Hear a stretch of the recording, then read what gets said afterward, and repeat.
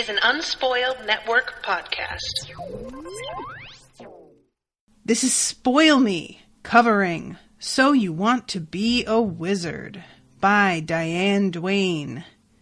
Chapter, don't know the chapter number, I keep doing that.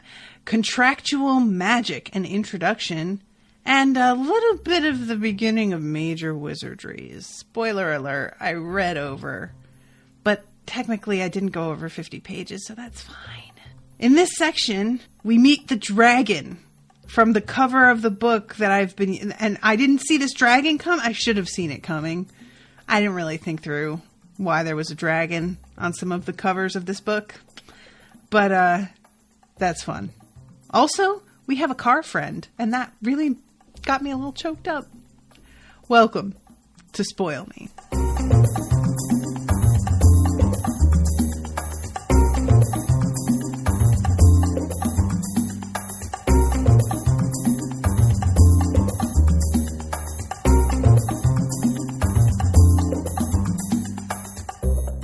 All right, welcome everybody to the show. My name is Natasha. This episode is brought to you by Devin Matthews. Devin and Tristan, who have been commissioning like every other episode each, are both in the chat right now on Crowdcast. Thank you both for coming. They're both asking me how much I have left of the book. It looks like Major Wizardry's Time Heart. Just two more so one more commission would take care of the rest of this book, I think. Let me just double check the page numbers to make sure that I'm not getting myself into an accidental 100-page read here. But yeah, I'm almost done. And like I said, the Contractual Magic, I had been going to just read that one chapter, but it turned out to be about like 40 pages rather than 50. And I just felt like I was being a little chintzy. Is that the word? Skinflinty? Cheap? With just doing that one. So Major Wizardries is, so it'd be about 50 pages. It'll be a little bit more than 50, to be fair. But I think that it's perfectly fine. So there's one more for the rest of it. Do you think we should add in the preview for book 2, asks Tristan. How long is that preview? Sample chapter 370. Sorry for everybody who's listening if this is not interesting to you, but you might want to know this stuff, so I'm going to leave it in. The sample chapter starts at 370, and it looks like it's only like 10 pages. So, yeah, I think that would be fine if you want to do that. It doesn't look very long. Yeah, it's not long at all. So if you want to do that, that's fine. So yeah, guys, I can't believe how fast this has gone. I didn't realize that I was so close to the end either. I guess 50 page chunks is a lot. But, when you're doing it solo and you have a full hour, I've been able to pretty much cover that. The only one that I had trouble was Parable of the Sower, because those 50 pages are like so dense, and it was hard for me to get it all covered in an hour. And the last episode of Fire and Hemlock, which isn't up yet, I shared some personal stuff that took up a good chunk of time, and that also put me a little over, but it's fine. And so, okay, this section, our heroes are still in the other version of Manhattan, and they are trying to figure out where the Book of Night with Moon is, the Bright Book, as they call it for short. And this is an interesting start to this chapter because Nita is thinking to herself about how one of the things that she has always been able to depend on for herself is that she always has energy.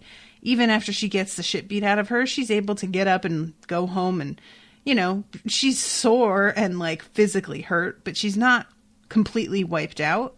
And yet whatever the force is here that's keeping this place bound and dark is draining away some of her energy. They both are having trouble like breathing. Their eyes are burning. It's just like a bad scene, health-wise, it seems like, for both of them. And there's a passage here. She asks herself, if I'd known I was going to get into a situation like this, she thought, would I ever have picked that book up at all? Would I have taken the oath? Then she shook her head and tried to think about something else, for she got an inkling of the answer, and it shocked her. She had always been told she wasn't brave. At least that's what Joanne and her friends had always said. Can't take a dare, can't take a joke, cry baby, cry baby. We were only teasing. We don't actually hear her response. We just get that and then it moves right along. But there's like two ways that you could take that. Either everybody always said I wasn't brave and I'm proving them right because I definitely would not have done this if I had known where I was going to wind up. Or you could take it as, wow, everybody said I wasn't brave, and yet here's this shocking answer because it turns out I totally would have taken that oath anyway, even if I knew. I tend to think it's the second one because otherwise I don't anticipate the answer would have shocked her. If you were, told your whole life that you were brave and then you realized you would have done it anyway, that's not shocking, right? So that's what I figure she was going with that.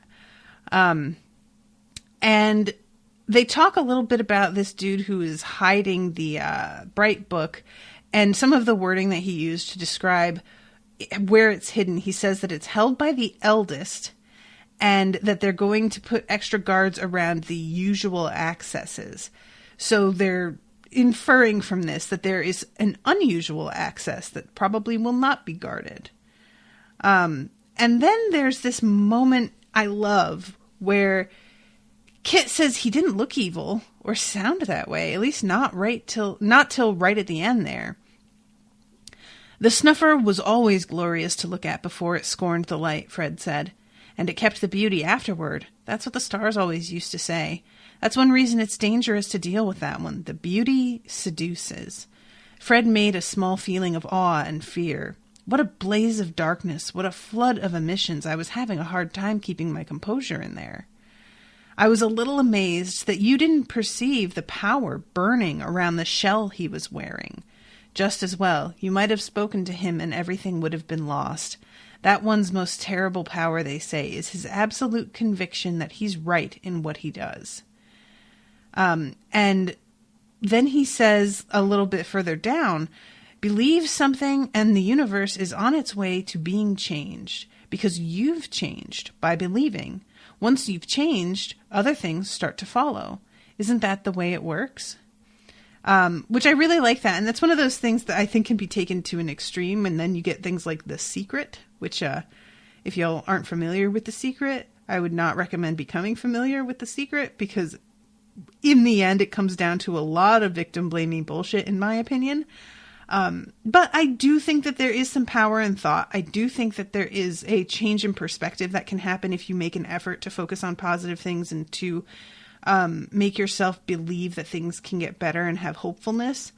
So, yeah, I agree with his assertion here. I just think that there's a real fine line between believing in something and trying to exert control of something. It seems like people have a hard time delineating between those things. They seem to conflate belief and control with each other.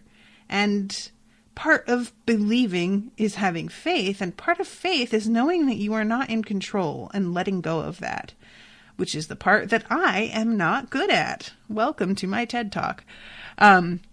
So, yeah, I really like this moment with Fred. Fred is just great. I love him. And so they decide that they're going to head out. They're using this spell to get directed to where the Bright Book is by getting sort of signals from the Dark Book. And there's this really amazing little moment, and it's very sad also, where Nita is casting this spell and she can feel the trees leaning in, and she's using her wand that's shining this really bright light. And a part of her feels like she should hide this wand because it is attracting too much attention, or it could attract attention.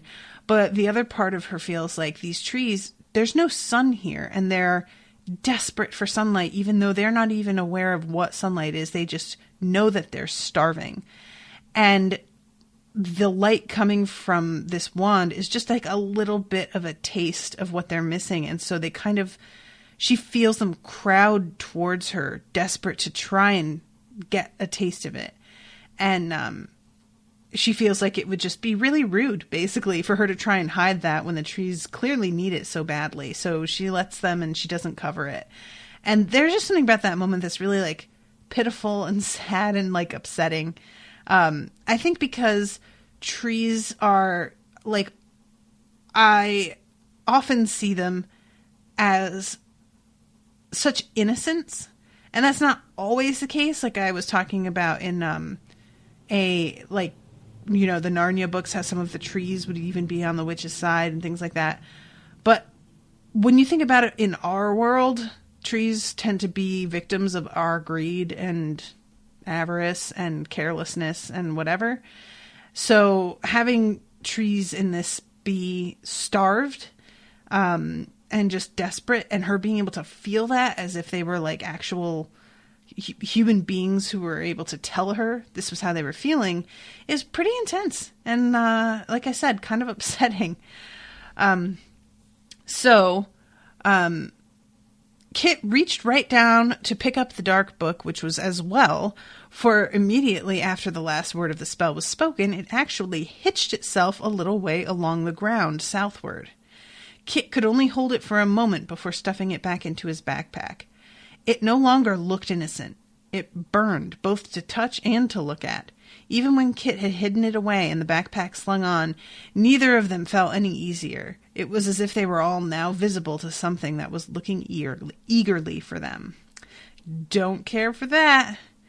So they head out, and this is when they get attacked by some yellow cabs. And this is really amazing because the theory here is that the theory later is that the spell that they cast in order to find the bright book is what attracts the cab's attention. And like, there's a whole slew of them that show up. I think there's like 10 of them, something like this. Cabs came roaring from around the corner from 60th, and another pack of them leaped around the corner of 61st and hurtled down 5th towards them. They would never make it across the street. And now, here comes our friend, the Lotus. This is great. You know, like I had said last chapter, how I was sort of hopeful that the Lotus would become their friend and that they could like hitch a ride in it, because otherwise they're going to have to walk everywhere, and that sucks. Spoiler alert, that's totally what happens finally. And I appreciate that the author made me wait for it a little bit so that it was even more satisfying when it finally happened, because is it still sort of easy that Kit just helped it and then yes, and now it's their best friend? Okay, sure. But it's still like, it's like it remembered and decided to come to his rescue rather than just like becoming his buddy in the moment. And there's something about that that feels a little bit more earned. The Lotus just wreaks havoc with these fucking cabs. It's so funny to me. Like the way it's described, it's like this brutal fight between some like wildcats or something. The Lotus slashed sideways, its fangs opening up the side of another cab like a can opener. The circle broke amid enraged roaring. Cabs circled and fainted while the first victim dragged itself away by its front wheels to collapse in the street. Everything started happening at once. Nina slashed at the front cab closest to her. The whip of moonfire cracking across its face seemed to confuse and frighten it, but it did no damage. I hope it doesn't notice it right away, she thought desperately, for there was no use yelling for help. Out in the street, one cab lunged at the Lotus, a leap, its front wheels clear of the ground, and meant to come crashing down on the racer's hood, until suddenly the Lotus's nose dipped under the cab and heaved upward, sending the cab rolling helplessly onto its back. A second later, the Lotus came down on top of the cab, took a great shark bite out of its underbelly, then whirled around, whipping gas and transmission fluid all over, to slash at another cab about to leap on it from behind. This was the king cab, the pack leader, and as the Lotus and the checker circled one another warily in the street, the other cabs drew away from Kit and Nita to watch the outcome of the combat. It's just so amazing to me. I'm gonna tell you all about something that you're gonna wish I didn't. And I know that I've mentioned this in other podcasts, but I don't remember which one. If you guys are familiar with Mark Does stuff, his website was like the inspiration for me starting Unspoiled in the first place. And he does a sort of similar thing, except he's solo, where he will read something. He does basically what I'm doing here, but not what traditionally is Unspoiled, which is a co-hosted thing, where he'll read something for the first time and he will write an article about it or do a video on it, or watch something. And he did a commission thing for a while where people could submit literally anything for him to read. And they would often submit really upsetting fan fictions. And one of them was a fanfic about the kids movie, the Pixar movie Cars. And it was a slash fic. And there was a lot of weird sexualization of like, you know, and like motor oil and gasoline and exhaust pipes and like tires being used in a weirdly sexual way.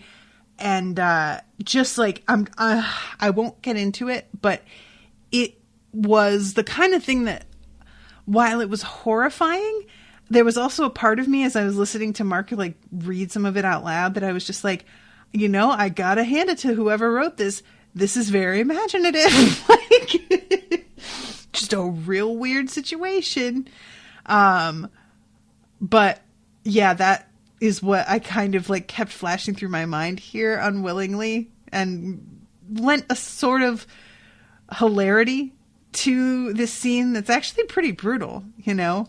Not denigrating the writing of the author here at all. It's just unfortunately a memory that came to mind. So finally, the pack leader decides to come head on at them and just go for it to try and crush Kit and Nita against the wall. And the Lotus cuts in just in time and totally rips the thing apart. And the two of them are sitting there like almost in tears. I think Nita actually does start crying because they came so close to die. I mean, she felt the Lotus, the wind from it passing her to get the other car away from her. It was a really close thing.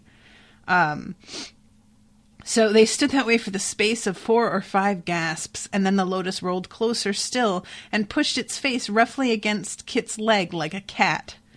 "How about that?" Kit said, his voice cracking. "How about that?"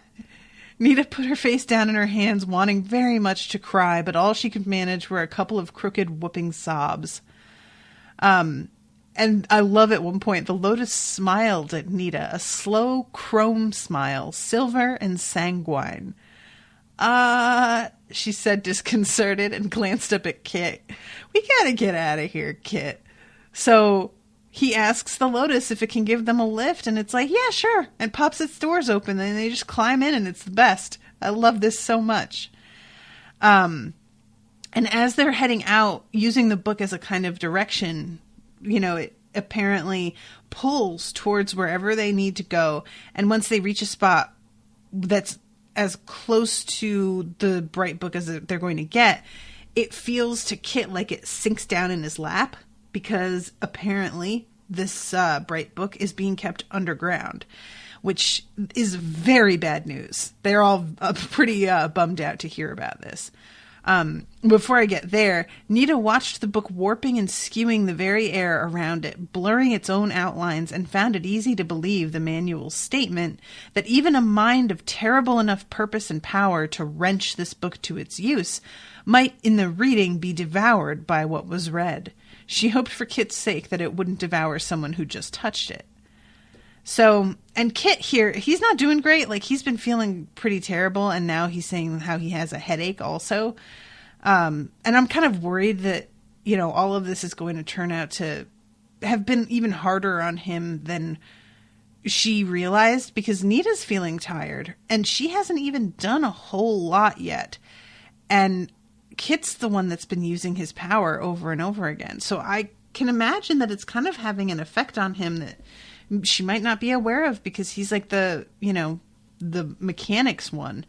And perhaps that's just sort of like draining him somehow, or even maybe because of the nature of a lot of the magic here being geared towards mechanical and like, what is the word that I used last time, that when you create something, not an imprint, I can't remember. But the fact that this atmosphere that is obviously getting to both of them, if it's loaded with enough magic that is similar to his type of magic, it may just get to him a little bit more than it gets to her. Construct. That's a fucking word I wanted. There it is. And so they're driving over there and they're talking to Fred about whether or not he's going to be able to help out, because he had really used a lot of his ability in order to drop all of those bricks on the Paratons at the end of the last chapter, and he's still recovering. And he says that he might be able to do something small, but he's definitely not going to be able to like do anything along the lines of what he just did. And Devin's saying his poor Naster. Yeah, he says, I'm not sure I have a Naster anymore after that last emission, and I'm afraid to find out, which I'm just like, stop using that word, all of you. Stop it. I hate it. It's canceled. That word is canceled, the end. So they figure out, well, that's not actually fair. I was going to say they figure out a way to get in. That's not true. The Lotus knows where they can go to get in and not go through one of the main entrances that is guarded by the yellow cabs. So it's like a maintenance entrance for staff to get down into the tunnels. And this adorable Lotus, he goes and like sinks his teeth into a grill in the sidewalk, pulls it away so that they can climb down, and then like drops it back on behind them so that, if there are any cabs that are out patrolling, they won't see this huge grill that's been pulled out of the ground and figure out exactly where these two are. This Lotus is just on top of shit, which makes what happens at the beginning of the next chapter very upsetting, everybody. So, yeah. So they go down, and there's a lot of talk, like, internal monologue about the nature of what lives in the subway. Subway stations, unless they were well lighted and filled with people, gave her the creeps. Worse, even in her New York, subways had their own special ecologies, not just the mice and rats and cats that everybody knew about, but other less normal creatures on which the Wizard's Manual had a 20-page chapter. They're all over the place, she said aloud, dealing with the worst problem first. How are we going to... So we wind up finding out what some of these are. And I'm trying to find the exact spot. They head down, and there's things called dun mice, I think. And they feed on this, I think it's called fire fungus. I'm trying to catch up to the spot. Which makes their eyes glow a little bit, which is pretty rad. I really like that whole idea. I'm wondering if these are things that, like, only the two of them can see because they're wizards, or if this would be visible to anyone if they were there with them, or if it's just way more obvious that these are existent in this version of Manhattan, and they're extant in ours also, but not to the degree that they are here. I'm just kind of curious about how all of this works out. The air was damp, chilly, full of the smells of life, too full. And the wrong kinds of life, at least to Nita's way of thinking.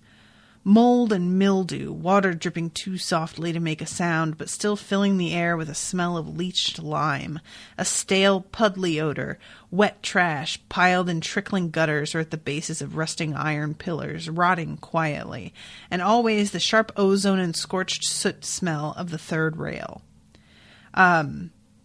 So yeah, here it is. Fire fungus, which the Wizard's Manual said was the main food source of the subway's smallest denizens, dun mice and hide-behinds and skin wings. I've heard of hide-behinds. I think those are actually in the, like, released version of the Fantastic Beasts and Where to Find Them, I think are described in that. But I haven't read that whole thing, so don't quote me on that. Skin wings I never heard of, and I hate it. I can't emphasize enough how much that just grosses me the fuck out. Nita shuddered at the thought and walked faster. Where there were hide-behinds, there would certainly be rats to eat them. And where there were rats, there would also be fireworms and thrastles. And so she starts to get on this train of thought before Kit finally interrupts her.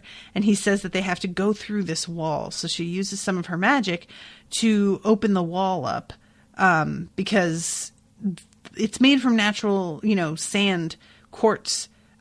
All of this is organic substances. So this is her specialty, which I'm kind of interested in where you draw the line there, because metal is also, technically it's organic. It's not quite in such a raw form, obviously. It has to be smelted.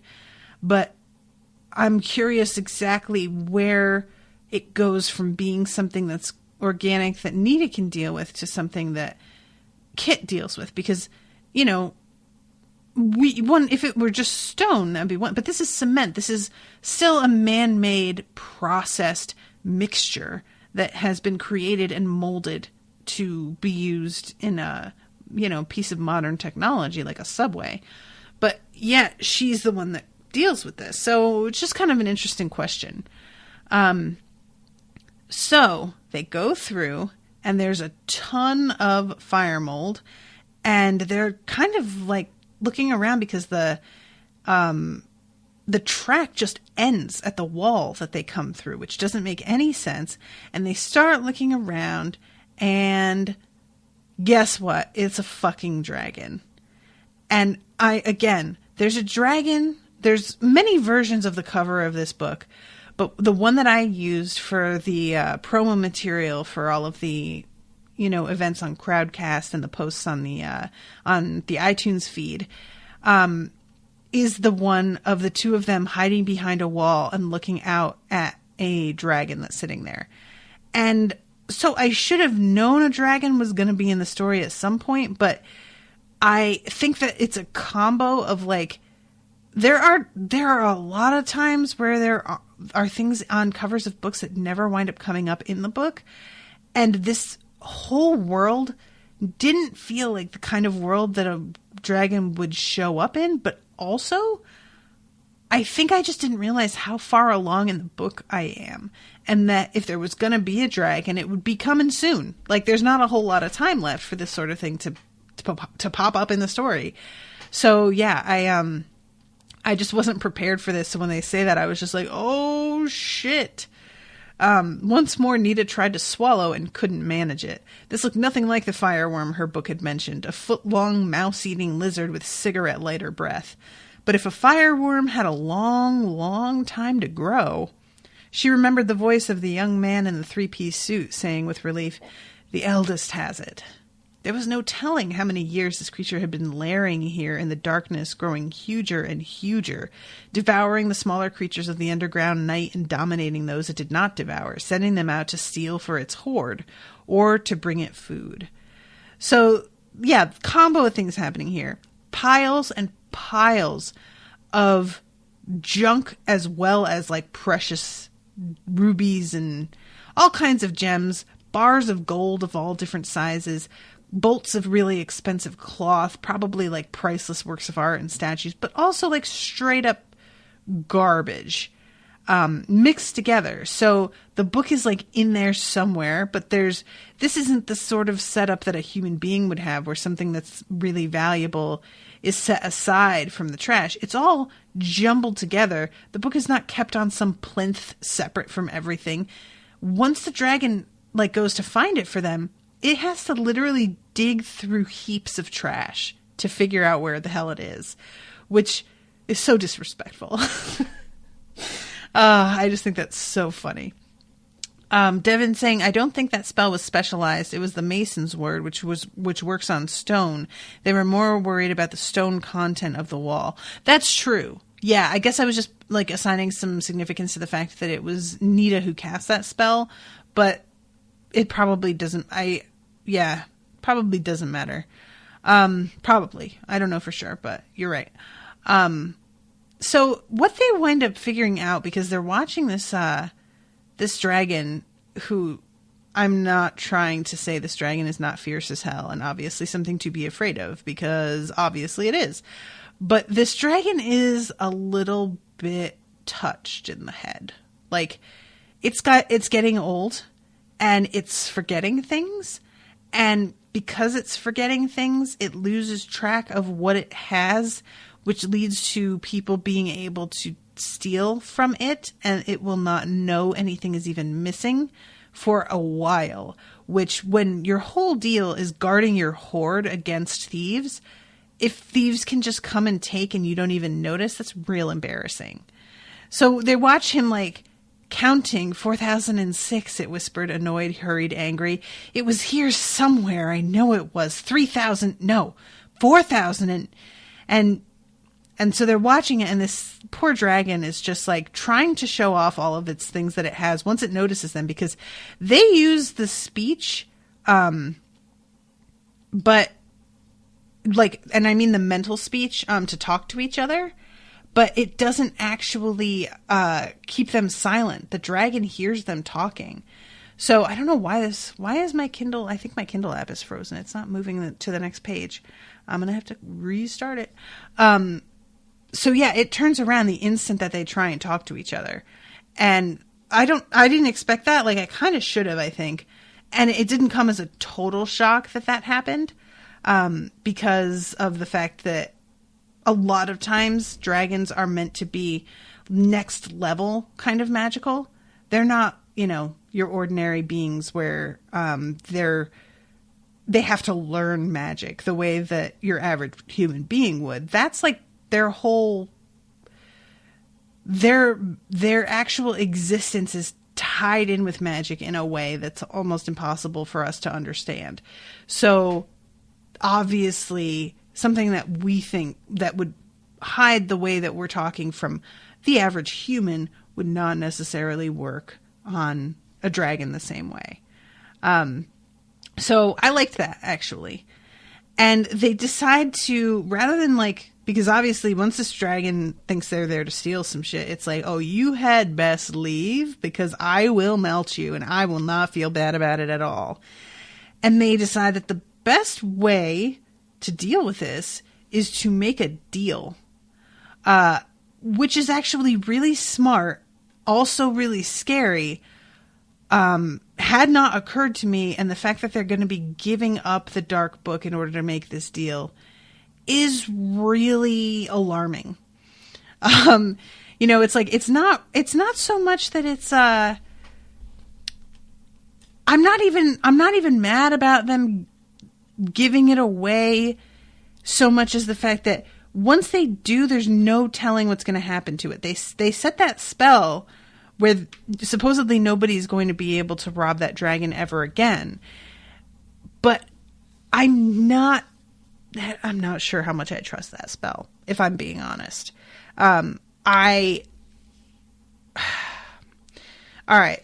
So I'm going to jump ahead a little bit, and then I want to talk about something that I have a kind of a gut reaction to that is no fault of this book's, but it is something that, like, I have some baggage with now. So this dragon, when it sees that they want to make a deal and they want to give him the dark book in exchange for the bright book, initially the dragon's like, no deal. Look at how beautiful this book is. Do you think I'm going to give it away? I doubt it. It's gorgeous. It's beautiful. It's like bringing me comfort and happiness just looking at it right now. And your book is weird and is shifting around and moving, and I'm not really sure how I feel about that. So they have to sweeten the pot by saying that they will add a spell to protect its hoard so that nobody will be able to steal from it, which obviously, with this poor dragon losing its memory, that is worth a lot. And they use the book to set the spell. I'm going to have to pull my phone because for some reason this app is not working on my desktop anymore. But the spell, the thing that I found a little bit tough about this was, and I just got done reading The Dark Tower. And for those of you who have not read it, one of my biggest complaints about The Dark Tower is how often King used he didn't know how he knew, he just knew. And it's so incredibly overdone after a point. For a lot of it, I was able to forgive that because it's supposed to be that Ka, or fate, is sort of directing them and that they are being guided in what they're doing. So to a point, that's appropriate and that's fine. But it really does get to be this huge crutch that the author just uses to explain things that it can't explain. As a sort of write-off of like, well, it's magic. I don't know. They just know. And I get really testy about that now because it was just hammered into my head so much because of Dark Tower. So there are a few points in this where the Bright Book is sort of leading them to making better spells. And there's even a point a little bit later where it almost says Kit didn't know how he knew, he just knew. And I was just like, oh God, all right. Like, having the Bright Book is awesome, and I'm down with it making whatever spells they cast like more powerful. But the spells not even being spells they know, spells coming into their head seemingly from nowhere, I am not thrilled about that development, and I hope that she doesn't lean on that too much because I find that to be, Devin's saying it becomes lazy. That's exactly it. So yeah, I'm just really hoping that she's careful and doles that sort of thing out with a conservative hand. So they wind up casting the spell. And I'm going to read this part here because I found it. Okay. They open the book and Nita winds up having to hold her wand over it because it needs moonlight for them to even be able to read it. And this is the closest thing they can get, which is an interesting development. Like, if you didn't have control of Moonfire, would you be able to read this at all? I'm just wondering, this is a world without a sun. So I'm assuming the moon is probably out there, but there's not going to be any light given off from it. So yeah, this is just something that might be completely out of your reach if you don't have Moonfire. So they, let's see, we use this spell, blah, blah, blah. Mine, it was whispering as garbage and gold flew in all directions from the place where it dug. Out in the tunnel, the fire fungus seemed brighter to Nita, or perhaps that was only the effect of looking at the Book of Night with Moon. So they began with great care to read the Mobius spell. The first part of it was something strange and unsettling, an invocation to the powers that governed the arts of wizardry, asking help with this piece of work and promising that the power lent would be returned when they required, and capital T on the they here. So this might be the same they that Star Snuffer guy was talking about.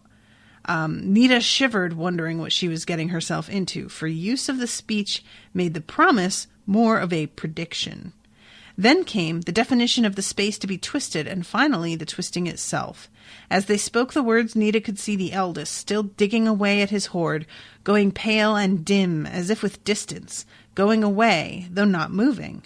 The words pushed the space farther and farther away toward an edge that could be sensed more strongly, though not seen, then suddenly over it. The spell broke, completed. Nita and Kit and Fred were standing at the edge of a great empty pit, as if someone had reached into the earth and scooped out the subway station, the hoard, and the eldest whole. Someone had. So I really like that whole detail. The way that they're having the spell guard the hoard is by making it so that none of reality can line up with it again. For it will always be kind of off, and so people won't be able to quite get to it, which is a neat idea. It's almost like the opposite of a room of requirement. Or I guess it's a room of requirement to the dragon, right? I'm putting a spell on this so that you can't get in. So yeah, that's a fun idea. And so that's they get out of there. And they head out to the open air, and this is the end of that chapter. And I'm going to get into like the little beginning that I read of the next chapter, Major Wizardry's Termination and Recovery. With great caution and a grunt of effort, Kit pushed up the grill at the top of the concrete steps and looked around. Oh, brother, he whispered, sometimes I wish I wasn't right. The street was a shambles reminiscent of 5th and 62nd. So yeah, they're doing this magic really disrupted the like architecture of the whole area. There was a bad rumbling in the subway station and they had to like run. And once they get outside, there's some problems here. Corpses of cabs and limousines and even a small truck were scattered around, smashed into lampposts in the fronts of buildings, overturned on the sidewalk. The Lotus Esprit was crouched at guard, a few feet away from the grill opening, its engine running in long, tired-sounding gasps. The Lotus rumbled an urgent greeting and shrugged its doors open. So it's been tough on this poor Lotus that's waiting for them so very loyally outside. And that loyalty has quite a price later. So they're talking about how they're going to have to now find the World Gate. The fact that they, did this magic, that they stole the Bright Book, like whoever's looking for them has got to know where they're at. And whatever they do is going to have to be quick and perfect and seamless. And it's just, they've announced their presence. And so the stakes have just gone up from them doing this. And they're in the middle of talking about how they have to cast this other spell and that this is, there's this moment, let's see, everything feels different since the Dark Book fell out of this space, and they must know we'll head back for the World Gate, wherever that is.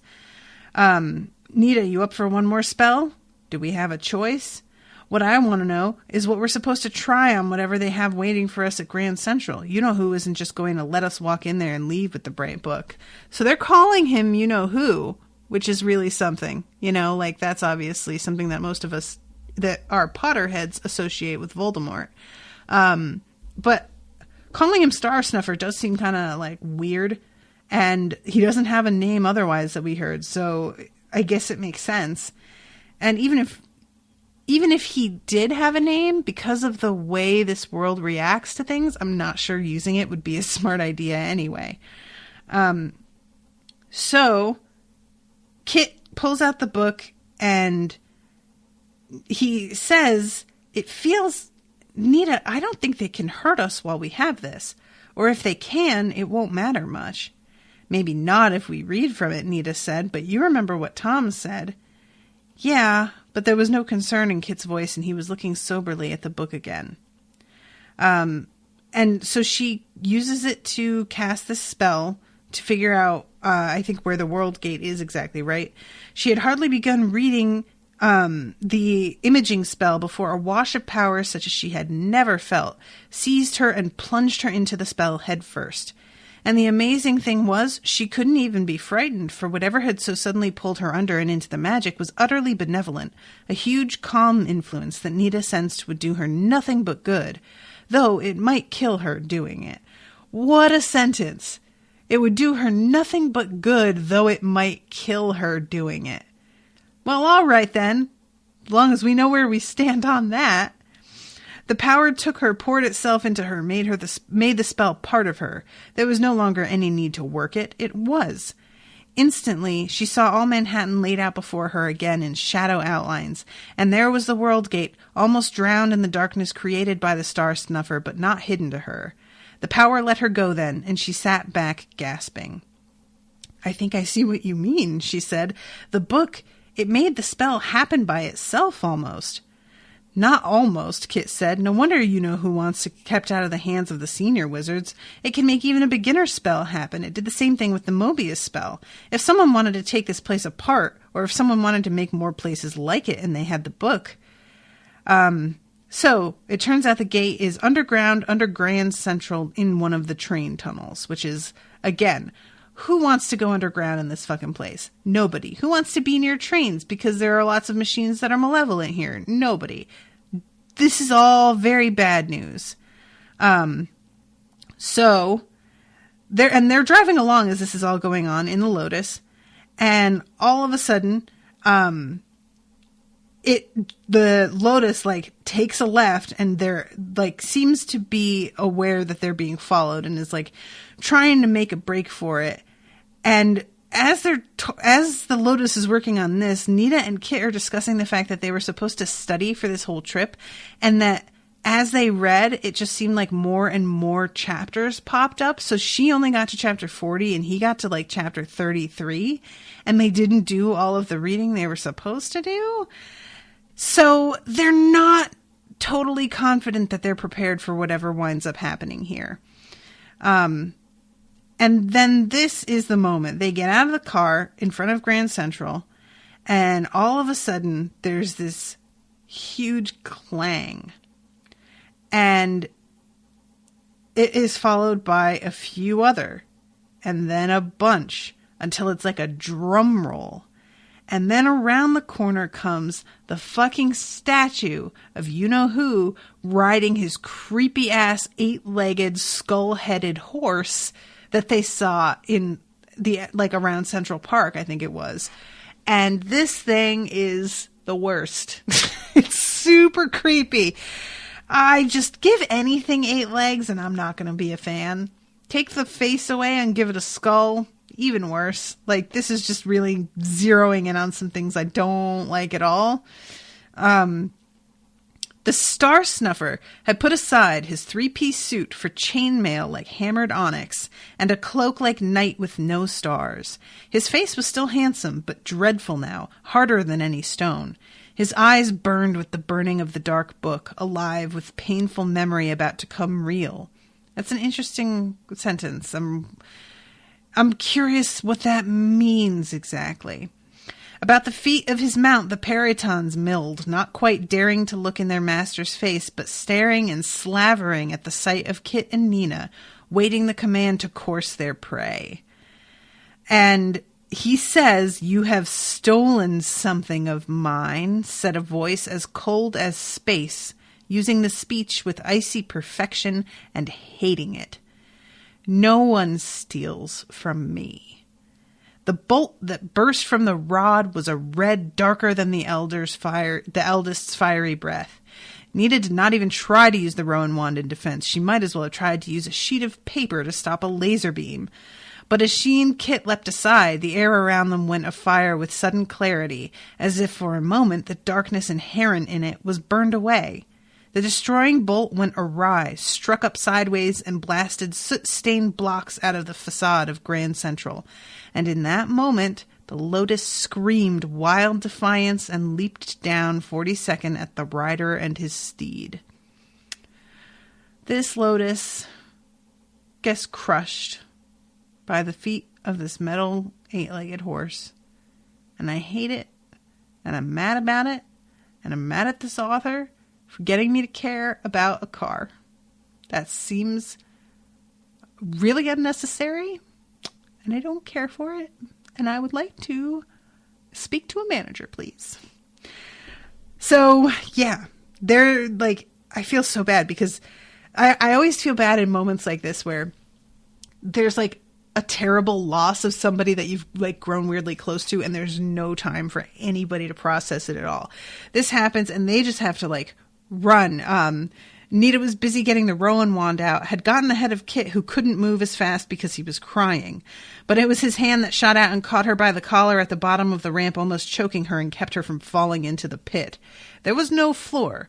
From one side of the main concourse to the other was a great smoking crevasse, the floor and lower level and tunnels beneath all split as if with an axe.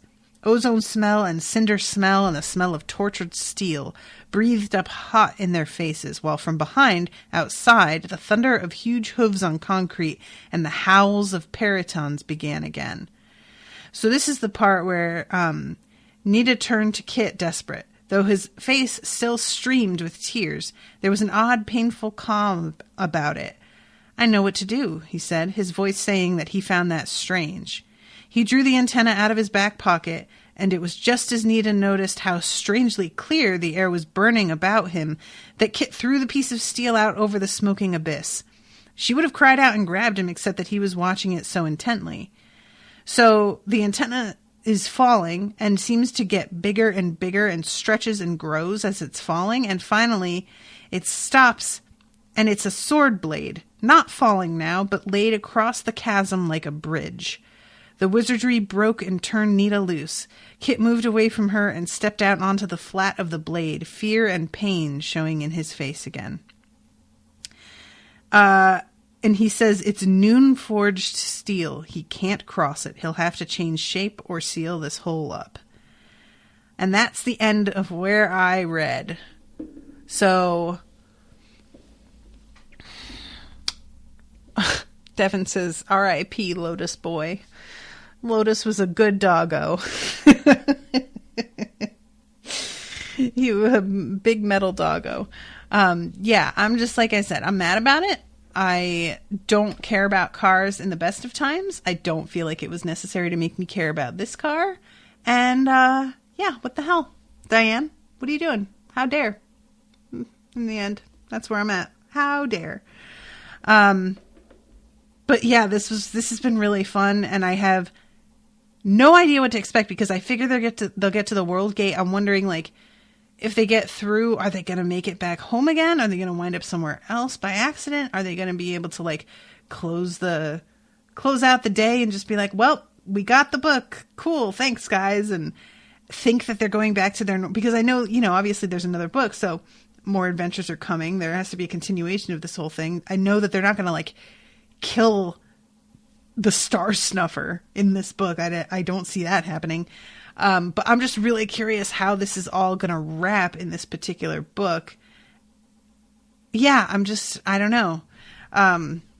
Is there anything that you guys want to ask me before I wrap this sucker up for the afternoon? This has just been really fun. I appreciate so much you all commissioning these episodes, and this will be fun too because the next episode that I do will be wrapping, and it will be the very first like completed book for Spoil Me that I've covered. So that's cool. That's a nice little precedent to set, and hopefully I don't know if you all have been checking the website. But there's the icon for Spoil Me that you can click on. And then I'm trying to keep everything on the website, at least, in separate playlists. There's no way to do that on the iTunes feed, so they're all jumbled together. I apologize. There's not much I can do unless I want to start a separate feed for everything. And I don't want to start separate feeds for everything because I feel like that makes everything a little bit more confusing in the end. Also, if I start a feed and then nobody commissions any more of it, I've started a feed with only one episode on it, and that's silly. So I'm just kind of reserving that for the website. And there'll be the whole completed playlist of this on there. But yeah, so that's it. Devin says, I'm so excited for the next episode. And Tristan says, I've got nothing for now, but I'm excited for you to read the end. Me too. All right, guys. Well, thank you so much for coming. It's always nice when people are able to make it to the chat and keep me company while I go over what I've just read. And I appreciate you both so much commissioning several episodes each. That's awesome, and it helps me out greatly, so thank you for that. And I hope everybody who's listening has been enjoying the coverage and that you pick up this book, because obviously I'm telling you like plot points and stuff, but it's really, there's a lot in here that you got to read it, It's not really going to be the same with me just telling you what happens. So definitely get this book if you haven't and check it out. And I think I include the link in the show notes, usually on the iTunes feed and the Spreaker post. So you can use my link and help me out. Unspoiledpodcast.com/Amazon if you don't see the link and you would like to help me out. And if you'd like to commission an episode, you can go to unspoiledpodcast.com/shop. All right, guys. Well, I will see you hopefully next week or so with the next episode. And thank you again. Toodaloo, motherfuckers.